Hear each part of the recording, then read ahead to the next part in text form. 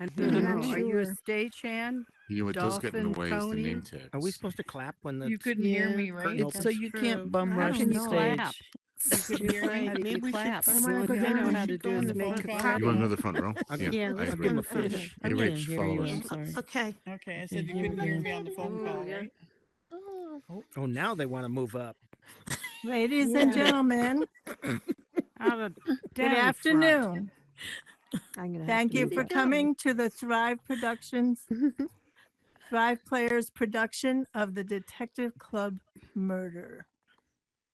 Tonight is the 50th annual meeting of the Detective Club, that celebrated gathering of the creme de la creme of murder mystery writers. Those who are gathered here in the great library of Mistleton Manor Tell Mary to remove her hat. represent the best, brightest, and most illustrious modern mystery mongers. From venerable old scribblers to up-and-coming new voices, Let's go they in the have front. each been handpicked for membership by the club's chairman and founder, Sir Aubrey St. Clair himself. Here. Here. Yay! Here, here. Sir Aubrey's annual dinner is the highlight of the year. And this year, being the 50th anniversary of the club's founding, promises to be something rather special. We are gathered before dinner, waiting for Sir Aubrey to make his grand entrance. Perhaps now would be a good time to introduce ourselves to our fellow scribblers.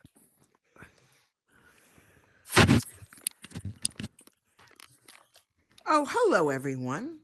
Valerie Chime. You won't know me. Gosh, I feel a bit of an imposter here. I must make it clear, I'm not really a writer at all. I mean, I scribble a little in my time off. Who doesn't? But really, I'm just Sir Aubrey's secretary. Well, I say just. It's really a very important position. In fact, Sir Aubrey always says he would be quite lost without me. He still writes his manuscripts out longhand, you know. I'm the one who types them up for his publishers. I handle his letters, arrange his diary. I'm not one to boast, but I don't think it's an exaggeration to say that I'm quite indispensable.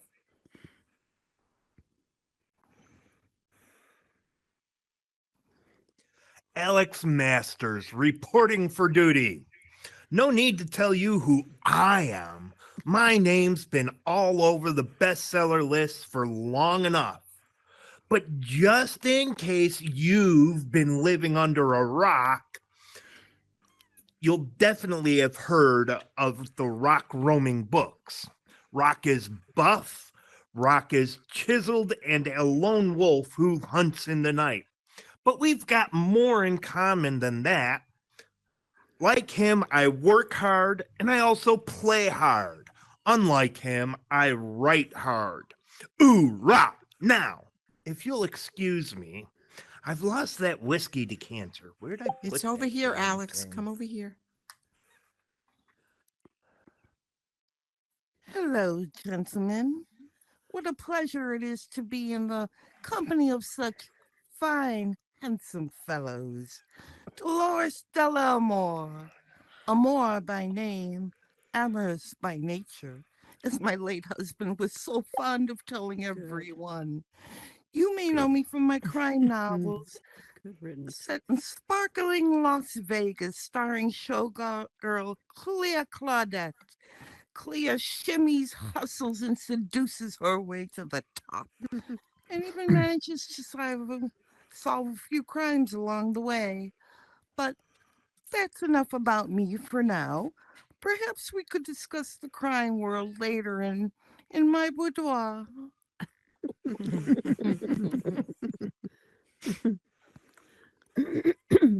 Oh, goodness. Hello, everyone. I'm Ms. A.N. Andrews, and I'm about to publish my debut novel, The Unreliable Narrator's Child, out in all good bookstores very soon. Gosh, this is, well, I never expected to find myself in such illustrious company. when I was scribbling away in my university dorm room, eating ramen noodles and counting my pennies to pay the phone bill, if you had told me I would find myself not just with a publishing deal and a starred Kirkus review, but in the very home of Aubrey St. Clair, well, I wouldn't have believed you. I am so thrilled and humbled to be in such august company.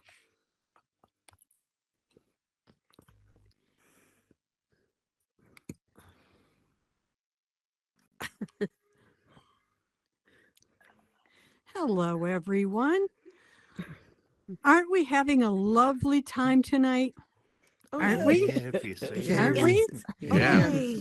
I know I am. I'm Kit Carmichael. And yes, if you think you know my name, you're right. You probably know me from my days as a professional tennis player. Anyone over the age of 30 probably remembers my epic 4-hour doubles match on #1 court at Wimbledon. But the younger members here tonight might know me better as the author of the Mindy Day books for boys and girls. No mystery is too baffling for 12-year-old Mindy and her best friend, Buster the Pup. In fact, do I see my favorite Mindy Day t-shirt back there? No. Oh, well, never mind. I'll be signing autographs in the library after dinner, but please, no photographs. What ho, chaps and chapesses! Tuffy Farquharson here, Aubrey's literary agent of more than 50 years, and dare I say friend for even longer. Aubrey and I were in boarding school together, as a matter of fact, and we've been what you might call partners in crime ever since. Feel a bit like an interloper, don't you know? I mean, not really a writer, what? But I flatter myself that I know more about the business than most of you young whippersnappers here tonight. And if you want my advice, you'll pick a good agent and stick with them. Work for Aubrey, what?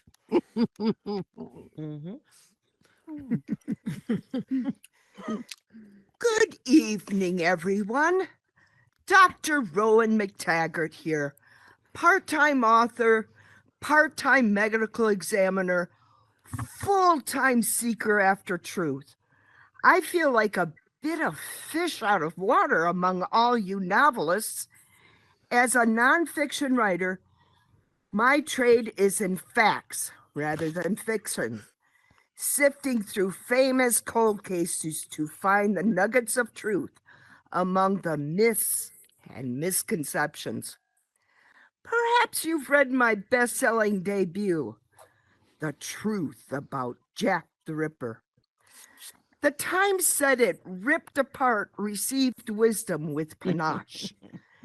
And the Cold Case Weekly called it essential reading for any armchair sleuth. Though I'd hesitate to describe it that way myself, I'm not one to blow my own trumpet.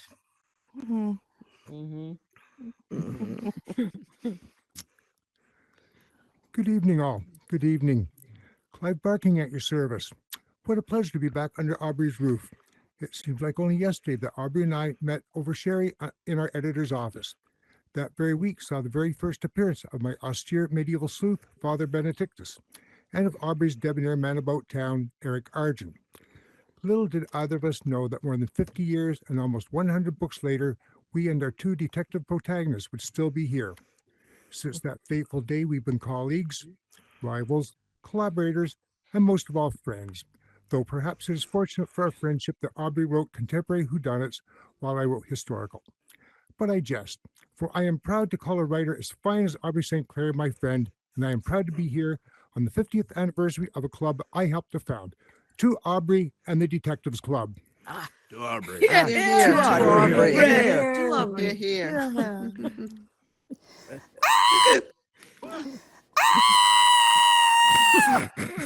It's the master, Sir Aubrey. He's been stabbed with his own letter opener. Oh, the blood.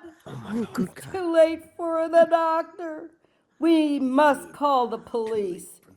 It's one of them that done it. Mark my words. One of us? Oh my goodness. Possibly have This been. is well just terrible. What shall we Unbelievable. do?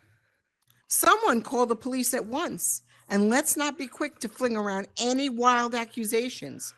When I left Sir Aubrey's study, he was alive and well. Hiccup.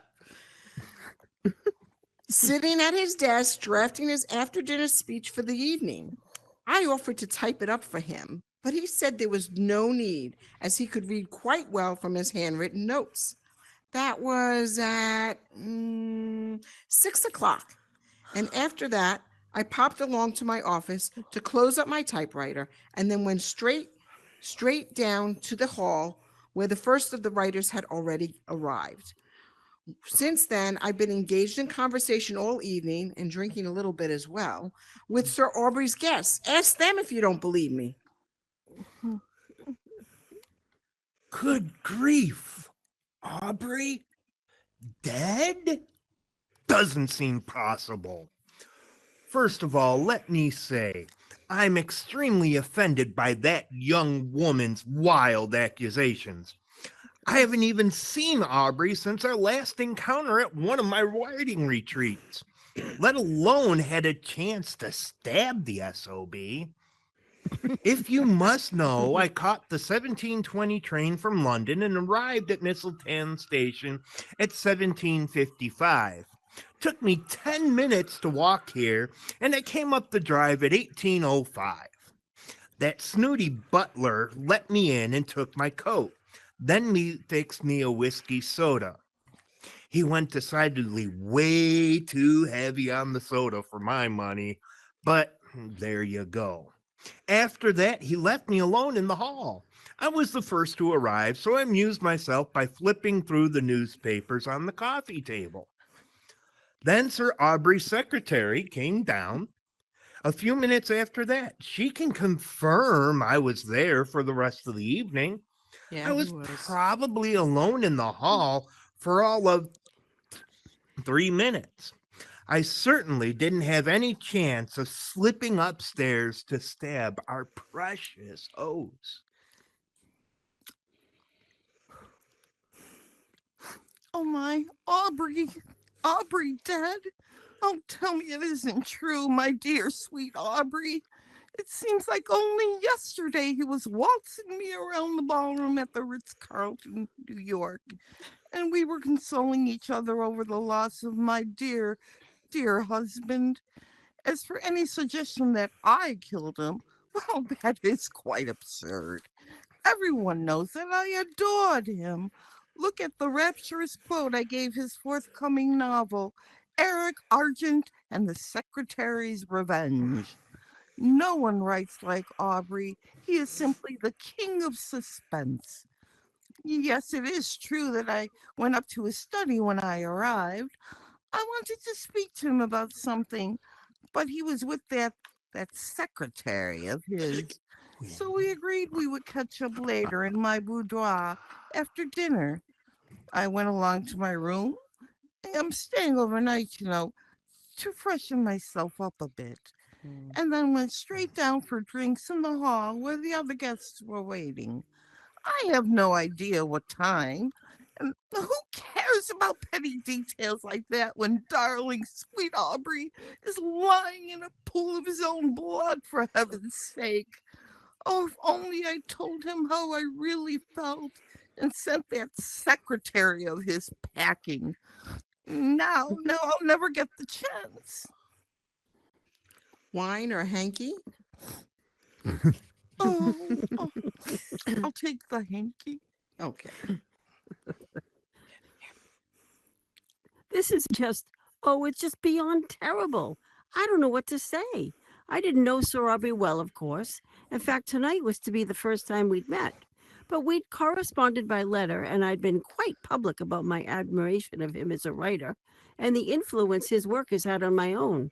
In fact, I wrote to him to say as much and to ask if I might send him a copy of The Unreliable Narrator's Child. He was kind enough to say yes, but I never dreamed he would respond with an invitation to join the detective club. To say that I was bowled over by the honor is an understatement. And tonight was to be the crowning moment of that honor, a chance to meet Aubrey in person and tell him what he's meant to me. To think that if I'd only arrived 10 minutes earlier, I could perhaps have seen him in person, maybe even prevented this dreadful crime from happening. But my train from London was late, and I'll never forgive myself for that.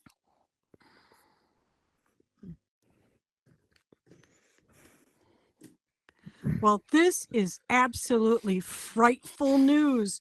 Poor old Aubrey. And stabbed, you say? Stabbed? Just like in my fourth novel, Mindy Day and the Clue of the Poisoned Racket. Might have been in prison too, who knows? Or was it my seventh, Mindy Day and the Match Point Murder?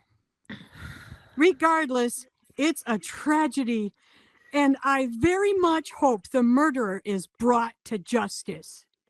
It's just a shame that I arrived too late to pick up any clues, though I've been taking some now. I drove down from London and was one of the first to get here. In fact, I was the last to get here. In fact, the party was in full swing when I turned up, as the butler can attest, since he let me in. As you can see from this, any suggestion of my involvement is absurd, and my lawyer, no doubt, will speak with anyone who says otherwise. Oh, let's bring the lawyers in, huh? Yeah, always. Oh, good Lord. Good Lord, Aubrey, dead. Oh, it doesn't seem possible. This is terrible news. Terrible. I mean, it's not just the personal loss, though that's a painful blow, for I counted Aubrey as a friend as well as a client. But the loss to the world of letters. He wrote to me only the other day about the new novel he was planning, Eric Argent and the Secretary's Revenge. And now the world will be deprived of reading that work. Though, of course, there's always the possibility of a collaborator. I'll have to call the Times about the obituary and his publishers to discuss a special commemorative edition. They might even want to rejacket his backlist. Really? As for that young woman's absurd suggestion that one of us might be involved with... I can't speak for these others, of course. But in my case, it's completely ridiculous. But yes, it's true, I went up to Aubrey's room on arrival, but in point of fact, he was dressing and told me we would speak after dinner. Besides, Aubrey was one of my most illustrious and lucrative clients. Why would I want to kill the golden goose? And why would you indeed? Yes. Good God. Aubrey murdered in cold blood. What a terrible thing to happen. And what a crying shame that he wasn't discovered in time for me to give him first aid. As a qualified medical examiner, I could no doubt have helped, but it sounds like it's too late for that now. It's for the police surgeon to determine time of death and all that. My professional ethics won't let me interfere in that respect. But since you're all being so transparent, I don't mind telling you that I came down by the London train and arrived at the house at about 6:20. The train was late, or I would have been here earlier. As it was, I was one of the last to arrive. Nick said I was last. That's kind of funny. Aubrey, Aubrey, Aubrey. Oh, my old friend and hunting partner. What a black day this is. I blame myself, of course. If I'd only stayed the night as I usually did, I would have been in the house all day and in a position to spot any hanky-panky. And to hear that he was stabbed with the very letter opener that I gave him myself, that only makes it all the more bitter. As it was, I drove down from London late and arrived at the party in full swing. I did think about going up to see Aubrey. Of course I did. But his secretary told me he was busy writing a speech, and I accepted that. Now I wonder if she was putting me off. He was. Good evening, Miss. Uh-huh. Sergeant Smith from the CID. Well, could you please escort me upstairs to Sir Aubrey's room? I need to examine the crime scene. I want everyone to remain where they are until further notice, and please stay calm. I assure you, we will catch the killer soon. How do we get out of here? Well, I don't know. I can't believe It's unbelievable. one of us. I know, I can't believe that.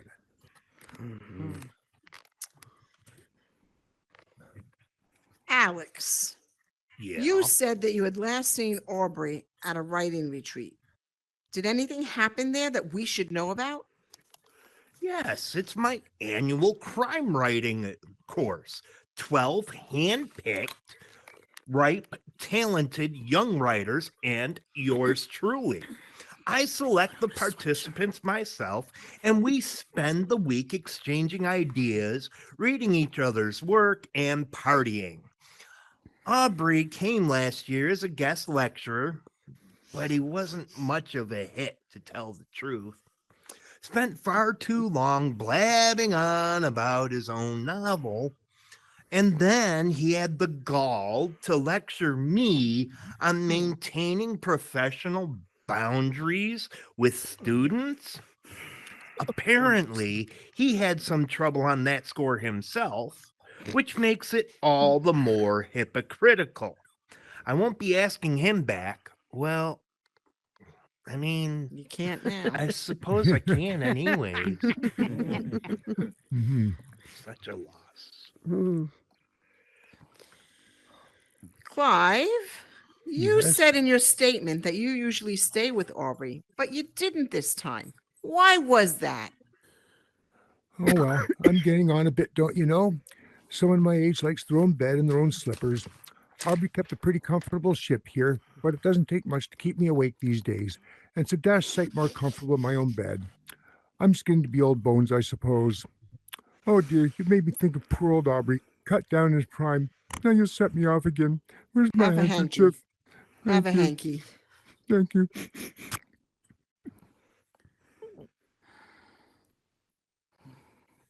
Madame Delamore, Yes. you told us that you gave Aubrey's forthcoming novel, Eric Argent and the Secretary's Revenge, a glowing quote. Other guests have told us that his book wasn't finished yet. How did you manage to get a quote for it? Well, I don't know what you're implying, but Aubrey told everyone that the book wasn't ready because he hadn't finished editing it yet. But the truth is, he had completed a first draft, and I was always his first reader, and this was no exception. He sent me the manuscript by post a couple of weeks ago, and it was a masterpiece. Simply a masterpiece. I felt that his most recent novels had been becoming a little, I don't know, tired, dull. But this was vintage Aubrey, audacious, plotting, witty dialogue. It was like being transplanted back to Aubrey at his prime. Hey, Dr. McTaggart. What? You seemed very reluctant to look at Sir Aubrey's body. As a doctor, didn't you want to see if there was anything you could do? Be reasonable now. I'm a suspect in a murder inquiry. It would be absolute foolishness for me to do anything to disturb the murder scene or tamper with a corpse. If the maid had been less definite about Aubrey's death, then believe me, I would have been there up like a shot trying CPR. But she was very clear that he was dead. And in that scenario, I don't think there was anything I could do apart from muddy the evidence. You should have checked So a anyway. trained doctor takes the untrained Exactly. maid's word. I Yeah, know. right. Hey, Ann Andrews, Yes. I have a question for you. Mm-hmm. What did you say in your letter to Sir Aubrey? It seems rather a leap from writing one fan letter to being invited to join the Detectives Club. I know, Dolores. I'm still pinching myself. I was just honest about how much I admired his work and the influence he'd had on me growing up. And I enclosed a copy of The Unreliable Narrator's Child and explained that I thought he might find the contents interesting. I was bowled over when he agreed to read my book. Interesting. And Tuffy, Oh, I yes, have a my question. dear sexy old thing. Oh, stop. But I'll drink to that. you seem awfully eager to make hay out of Aubrey's death with special editions and so on. Isn't that a bit macabre? Oh, I find that dashed impertinent. Aubrey employed me to do my best by his books, and he paid me 15% of his income to make sure I did, damn it.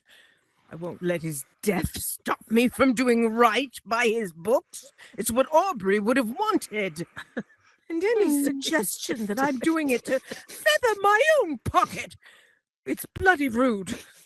Besides, there's no getting around the fact that his death is going to increase his profile and his sales. Well, I may have been his friend, but that doesn't make me a sentimental fool as well. All right. Well, sounds fishy to me. I agree. Mm-hmm.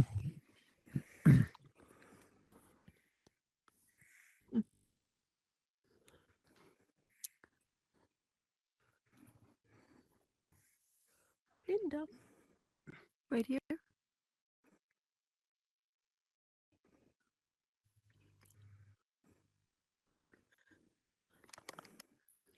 Well, Miss I A. think someone must have a question of that Valerie Chime secretary. Another question for me? Valerie, you said you're something of a scribbler. Can you tell us a bit more about your literary ambitions? Oh, well, gosh, I suppose I've always been a bookworm, right from when I was a little girl. Always scribbling away little stories and so on. But I never had the courage to do anything with them. I'm not writing anything just at the moment. Actually, my most recent manuscript went missing a few months ago. A novel about a maid who falls in love with an archduke. Very vexatious. But I wasn't satisfied with it, so it's probably for the best. I would have only put it in the bottom drawer anyway. Scribbler falling Well, in Kit, love with her. Interesting. you mentioned Yes, that you Miss drove Andrews. down from London. Did anyone actually see your car arrive? Well, I don't know what you're getting at, Miss Andrews, but yes, fortunately for me, that old stick the butler was at the door greeting one of our guests. So he saw me draw up. Luckily, I have an alibi. What? Likely excuse. Exactly. Yep. I've been taking notes over here, and Mr. Masters, Yeah. a question comes to mind for you. Okay. What's your next book about? Oh, God, you sound like my frickin' agent. Look, I've been busy recently. All right.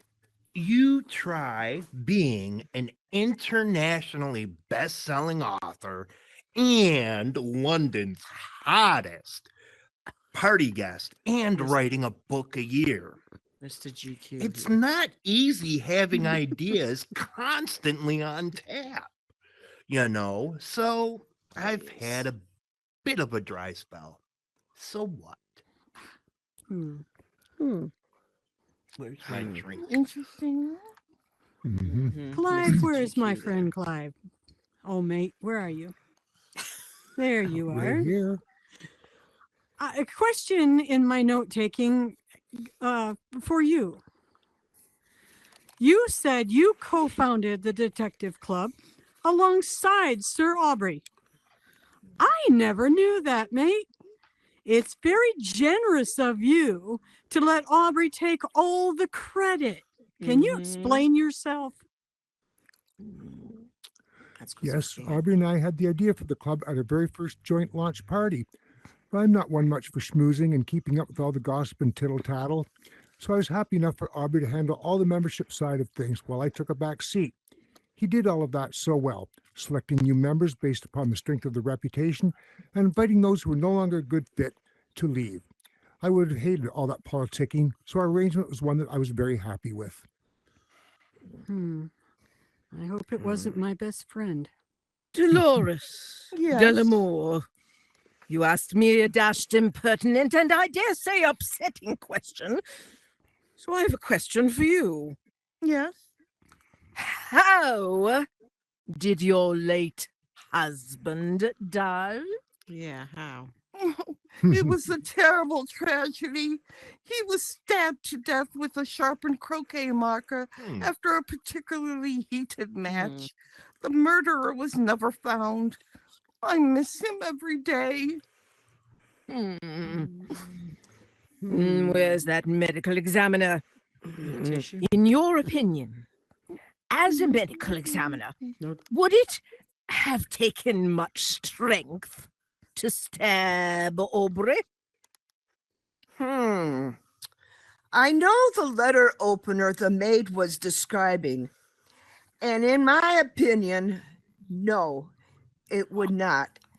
It was extremely sharp and very long. Thrust up below the ribs into the carotid artery or from behind into a kidney, well, it wouldn't take much force. Artery, really. If you hit an artery, poor Aubrey would have been dead within minutes. If you're asking whether a woman or someone frail could accomplish it, I would say that anyone here could be the killer. Thank you. Miss Andrews. Yes. You told us that your train from London was late. Other guests who were on the same train arrived 10 minutes before you. What were you doing in the interim? Well, Doc, I don't know what to tell you. The train arrived late, and anyone who says otherwise is either lying or mistaken. If you don't believe me, you can telephone the station. They'll be able to confirm the delay and tell you what time the train really got in. That's true. Could call the station. By the way, Tuffy. Yes. You told us that you went up to see Aubrey before dinner. Yes. But that he was dressing. Other people have told us he was in his study. Can you explain the discrepancy? Thank you for letting me clarify. I mean, they probably came up after me when he'd finished getting dressed. I'm telling you, Aubrey was in his bedroom when I saw him. I knocked on the door and he said, "Not now, old chap, I'm getting dressed." Well, I hung around on the landing for a few minutes to see if he'd finish. But, well, then I got thirsty and went downstairs for a whiskey and soda. When I left him, he was alive and well.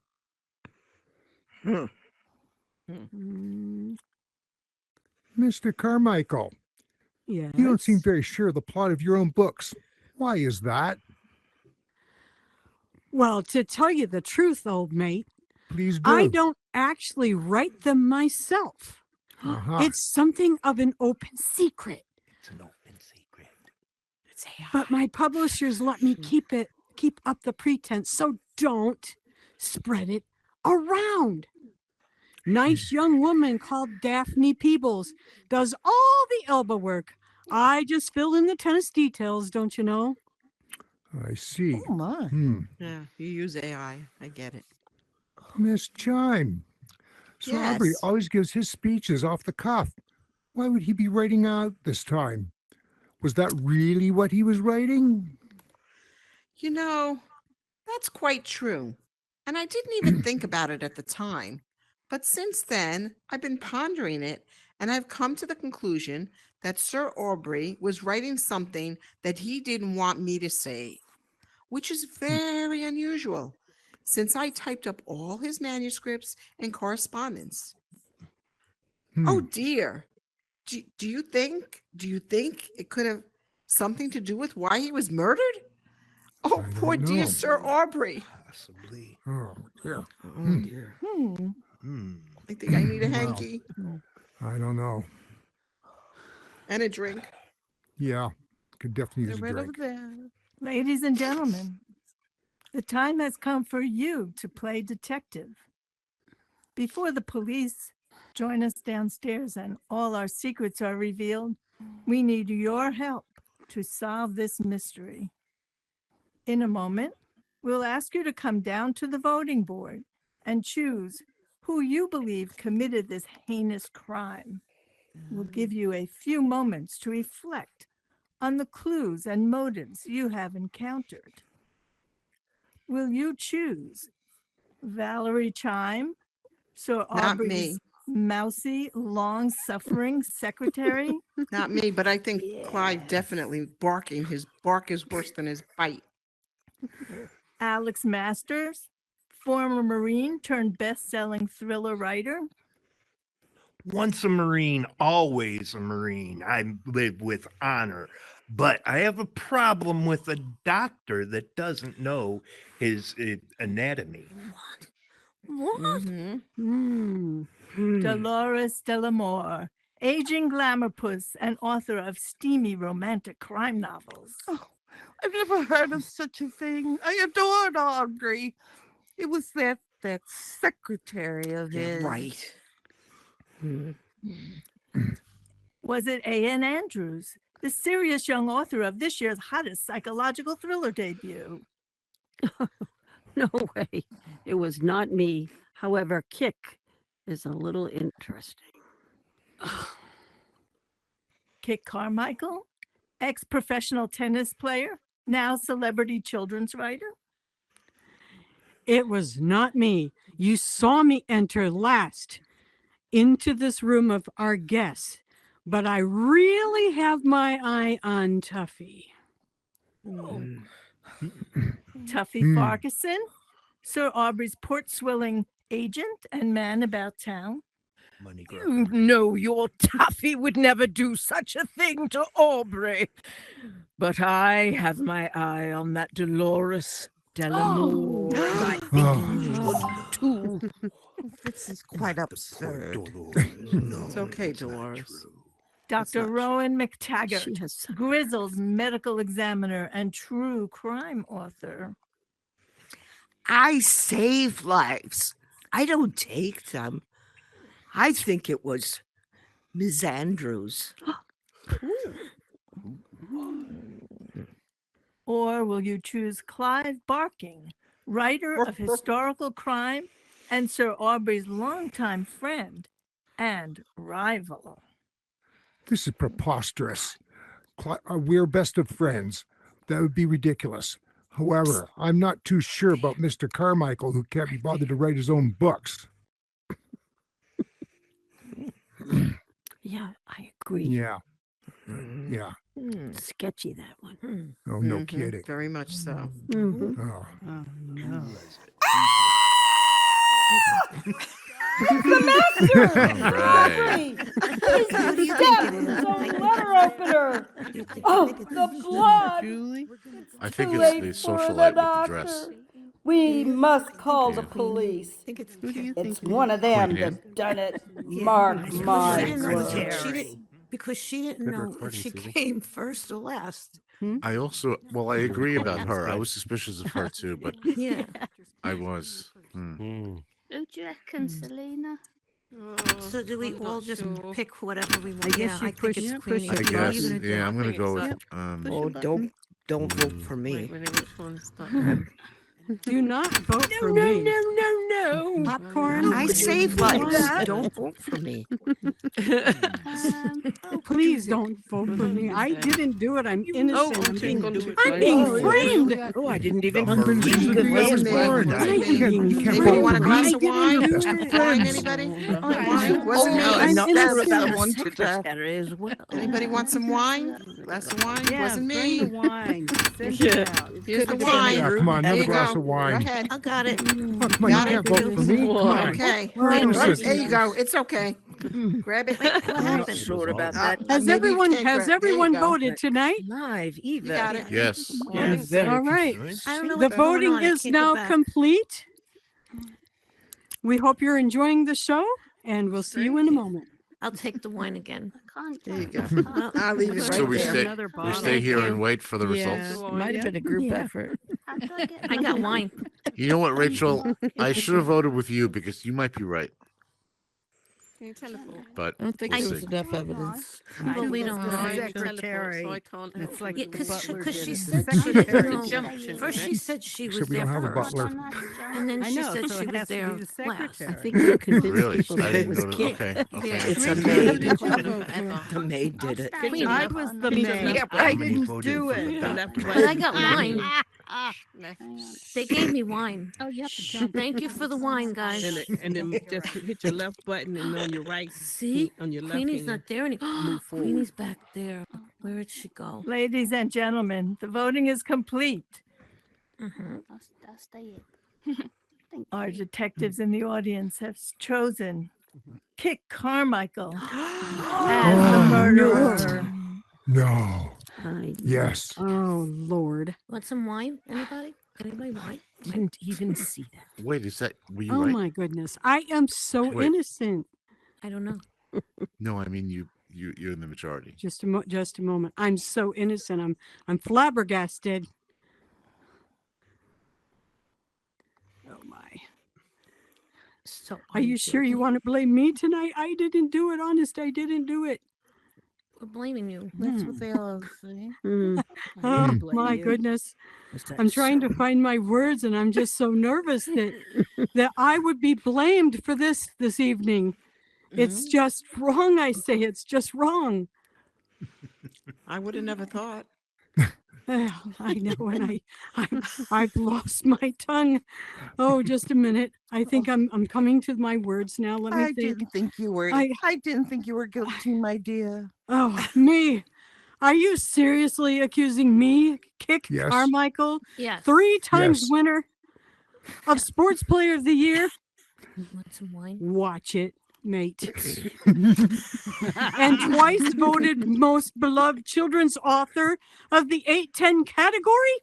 I've never heard anything so preposterous. Say that again, and you'll be hearing from my lawyer, every one of you. No, I didn't vote that. Yes, wanna hear it's from true your that lawyer. Aubrey kept me out of the detective club in a most absurdly snobbish fashion. But that would be pretty poor motive for murder. However, since you force me to deny it, no, I did not kill Aubrey. You'll have to find your scapegoat elsewhere. Mm-hmm. Well, ladies and gentlemen, we are convinced of the innocence of Kit Carmichael. Your second choice was Dolores de la Mora. Right? I knew it. Dolores. I knew it too. Yes. Heavens. Oh, I've never heard of such a thing. Where are my smelling salts? This is too preposterous. No, I didn't kill Aubrey. Click the pointer. I certainly didn't kill my darling husband. Go of it. His death has haunted me for years. And for you to throw it in my face like this, it's too much. It's too much. I feel faint. Oh, someone Here's get a me a hanky. brandy. Here's a hanky. Well, ladies and gentlemen, it seems the mystery has eluded even the most astute among you. But fear not, for every great murder mystery culminates in a revelation known as the denouement. And now we won't leave you in suspense any longer. Will the true murderer please step up and confess? Georgie. Was Oh, Is it Wait, Mr. wait, GQ? No, No. not me. Could be Not George. I. Never. Oh, I knew it was the secretary. Nope, not me. Not I. It's Oh, Tough. Damn your eyes for an interfering busybody. Yes, I killed Aubrey, and the miracle is that I didn't do it sooner. He was a pain in the proverbial, and I put up with his grousing and grumbling for years. Is this the best advance you could strike, Tuffy? Did you bother negotiating these royalty rates at all, Tuffy? When the truth is that his books were getting drearier and duller, and his readers were falling away in droves. 15% he paid me, and I deserve twice that for all I did for him. So what if I helped myself to a little more?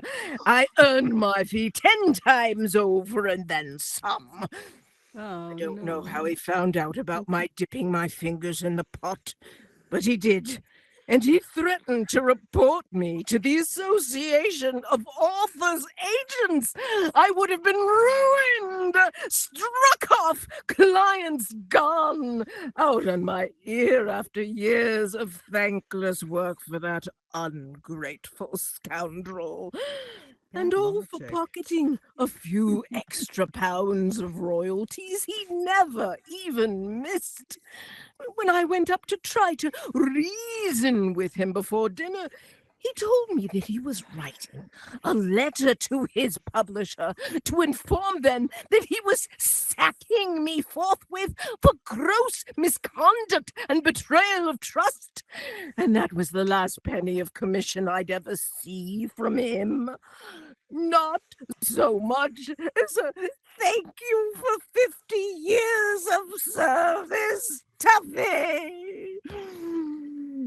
Well, I saw red and I stabbed him. Yes, I did, and I'm not sorry. Aubrey was a wart. And bumping him off was the best day's work I've done in years. Well, here, I think you have to get this wine. It's the last you get. Ladies and gentlemen, rest assured, Tuffy Farquharson will be handed over to the authorities and brought quickly to justice. Take In the the wine with you. meantime, Anymore. let us thank RUTH and Thrive Pavilion for this great opportunity to appear before you, and to thank our incredibly creative and hardworking world builders, because I got wine in my Sensei head. It won't let J, me. Brett Adler, It won't and let me Sean do it. Sheehan, and with help from Julie Cheney, and of course our Now I cast, can do the it. Thrive players, with special thanks to Susan Harris, the screaming upstairs maid. Look at you. Scared her dog with Joe, her you're smiling. shrieking. There you go. You're smiling. And everyone come up, take a bow. We'll take a bow in just a moment. Just a Yeah, moment. just a moment. Ms. Okay. Director, Oh, would you yeah. please come up here? Just press the On behalf of the trigger. cast The trigger. and build team, all of us Pointer. involved, we want to give you these flowers and say thank you for the opportunity. Yay! Thank you. Thank you. I am humbled. You're You guys, smiling. you guys Yeah, they were really wonderful. did. It was You're great smiling, working with Good you all. job. Thank you so much. Thank you for You coming. deserve it. Thank you for coming. Thank you. Thank you, everybody. Thank See you. you in Good the job. lobby. Good job. The We'll cats see will you in be the out in a lobby. moment. We'll be signing and we'll- autographs. Yes. In the lobby.